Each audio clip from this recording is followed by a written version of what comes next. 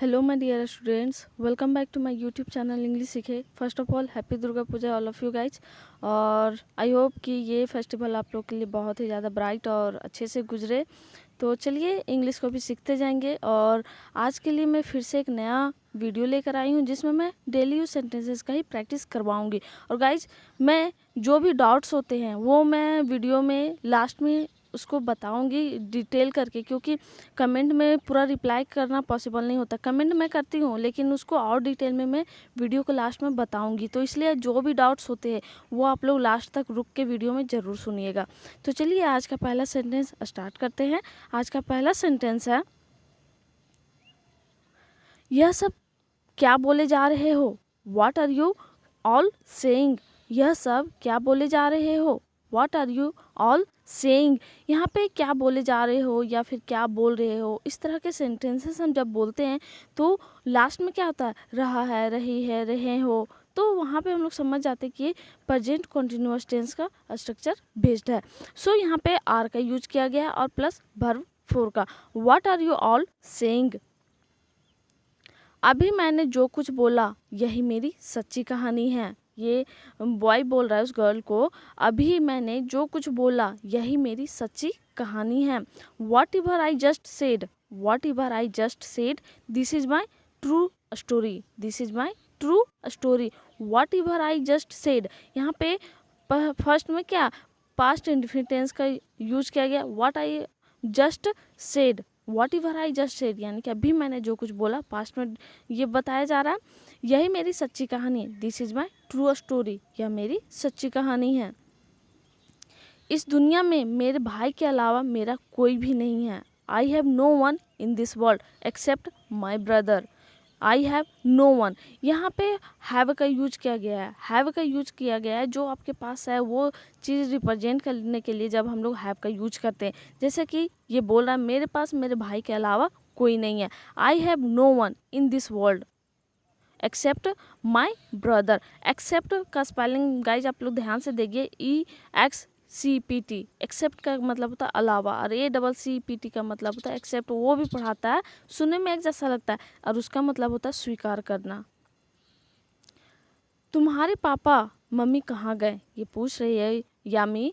तुम्हारे mummy papa या फिर माँ पापा कहाँ गए? Where did your father and mother go? Where did your father and mother go?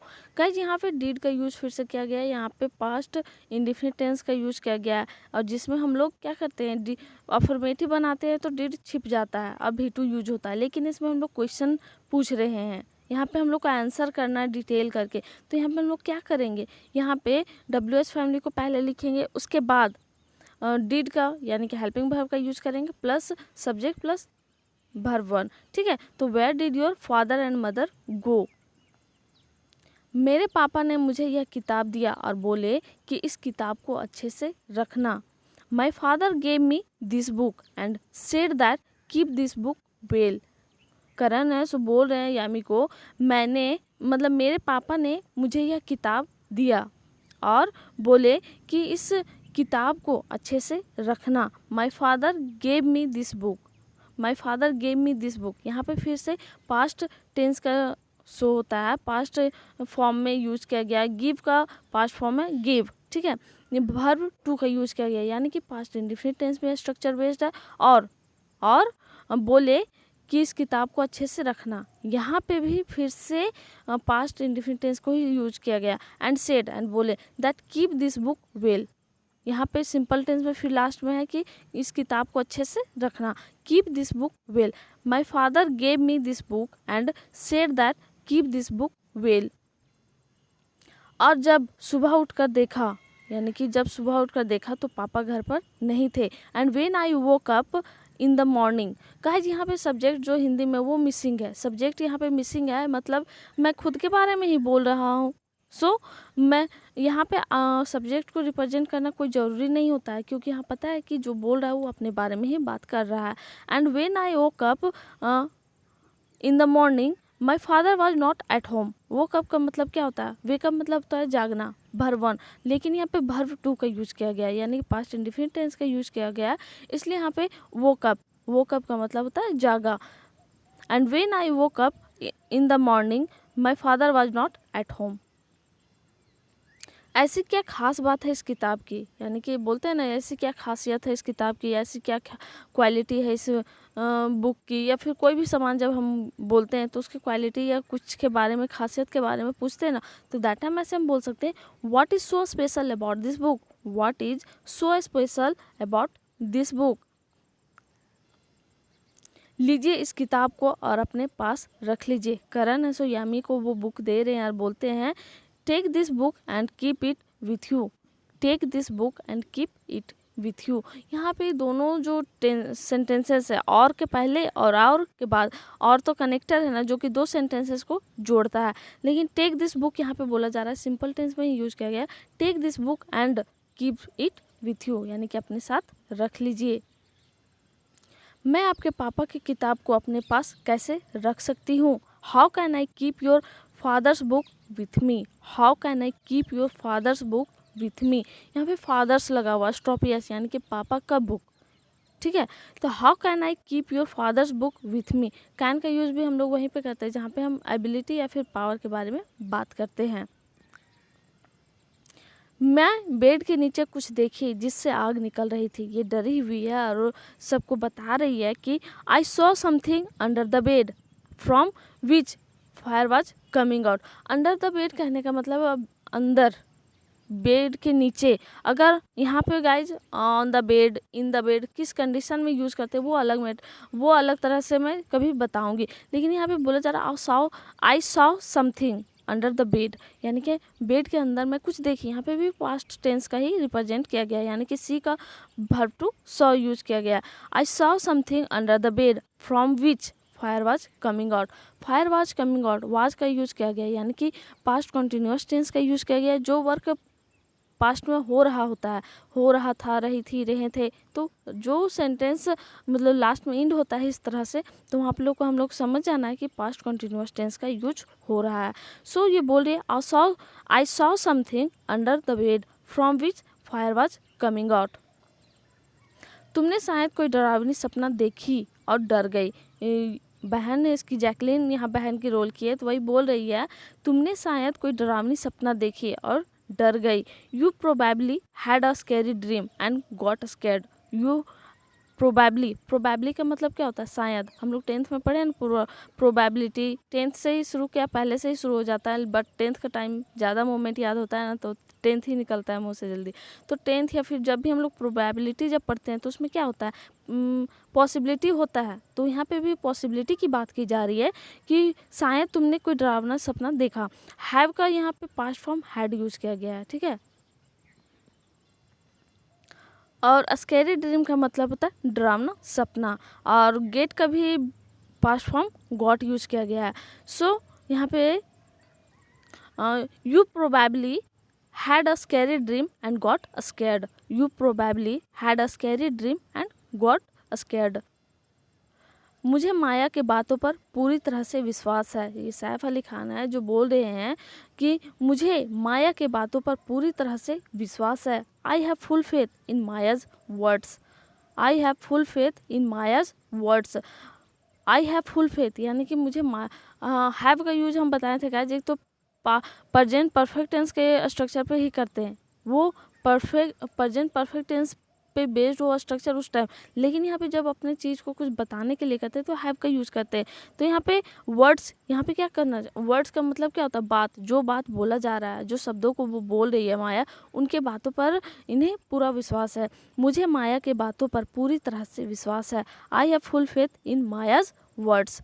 So guys, जब भी मौका मिलता है तो आप लोग वीडियो को रिपीट करके देखिए और प्रीवियस वीडियोस को भी देखिए, और जहाँ पे भी कन्फ्यूजन होता है, कोई भी कन्फ्यूजन होता है, आप मुझे पूछिए। और जब आप मुझसे क्वेश्चन पूछते हैं तो मुझे बहुत ही अच्छा फील होता है, क्यों? उससे मुझे पता चलता है कि आप लोग मेरे मेहनत को बेकार नहीं जाने दे रहे हैं।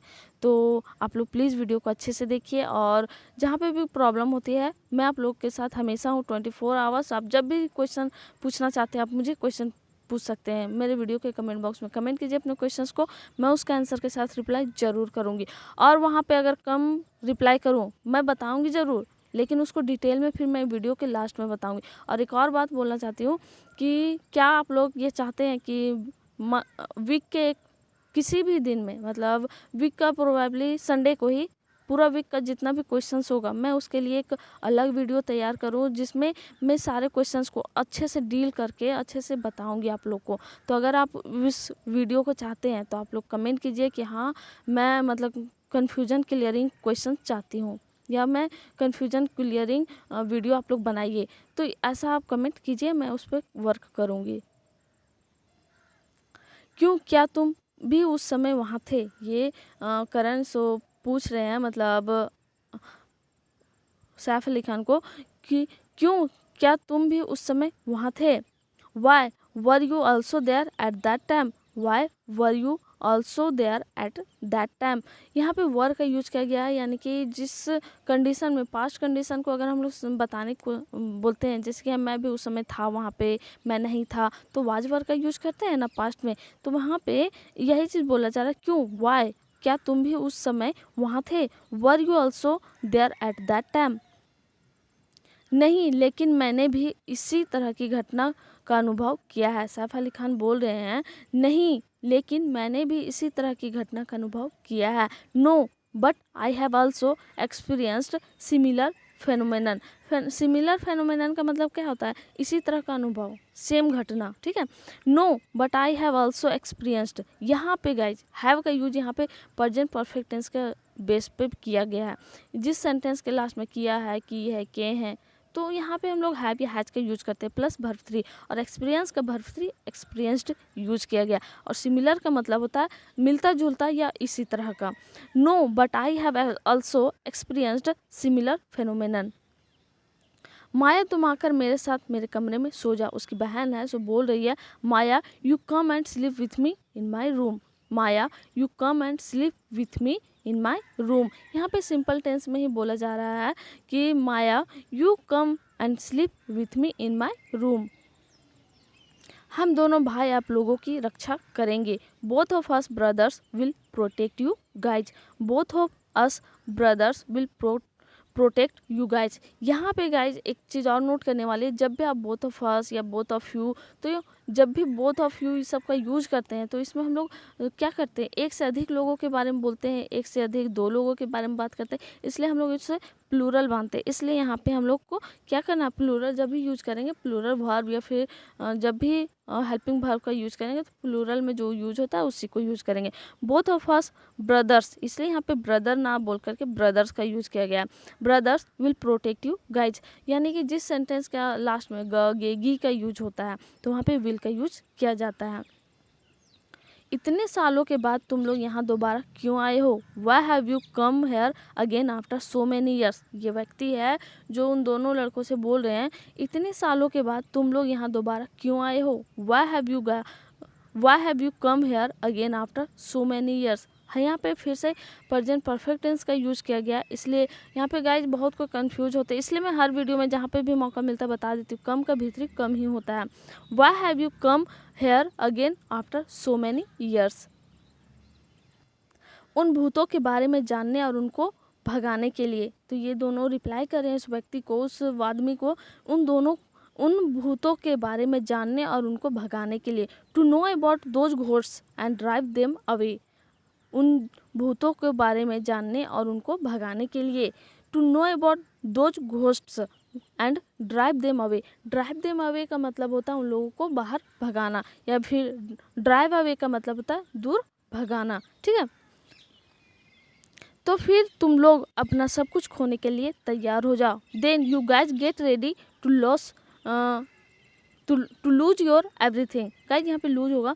Then you guys get ready to lose your everything. तो गेट रेडी का मतलब क्या होता है, तैयार होना, ठीक है। गेट का यूज हम लोग बहुत तरह के यूज में करते हैं, जैसे ब्रिंग या फिर अंडरस्टैंड, बहुत अलग अलग तरीके में हम लोग यूज करते हैं। तो गाइज जहाँ पे भी आपको डाउट हो वो आप लोग पूछिए, और जो मैं वीडियो के बारे में बोली कि आप लोग को डाउट क्लियरिंग वीडियो चाहिए या नहीं, तो आप लोग कमेंट कीजिए कि we need doubt clearing video चाहिए, ऐसा कुछ आप लोग जो भी कमेंट कीजिएगा, मैं उसके बेसिस पे फिर वीडियो बनाऊंगी। सो आप लोग आज का यहीं तक था। और गाइज जो सेंटेंस प्रैक्टिस के लिए है कल का, वो इस तरह से, झूठे लोगों के साथ रहकर तुम भी झूठा बन गए हो। दूसरा है तुम्हें खाना खाने में और कितना समय लगेगा।